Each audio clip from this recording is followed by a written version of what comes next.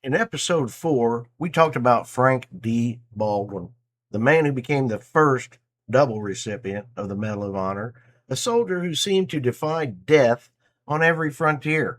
But today, we're pivoting back to the crucible that defined a generation. We're heading back to the 1860s, to the smoke and the fury of the American Civil War. We're going to Gettysburg, specifically to the center of the line, and the man who held it when the world seemed like it was falling apart. First Lieutenant Alonzo H. Cushing. If you thought the bravery we saw with Baldwin was the peak, wait until you hear how Cushing met his destiny at the high water mark of the Confederacy.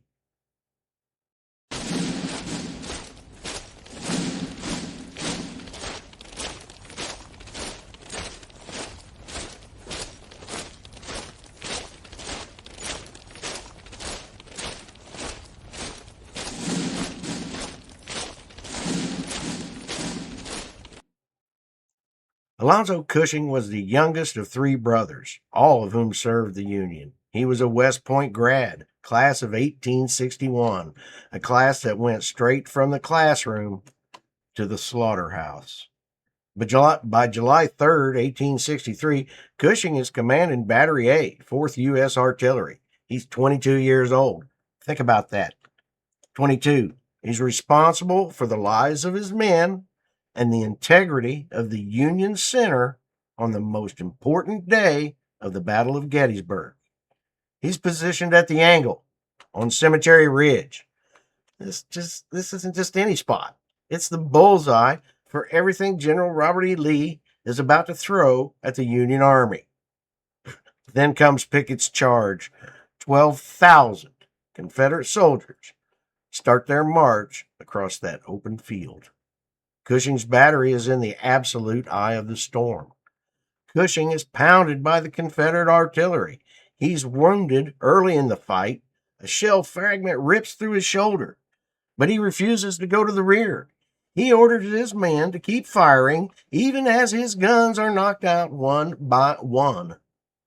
By the time the Confederate infantry gets within yards of his position, Cushing is holding on by sheer willpower.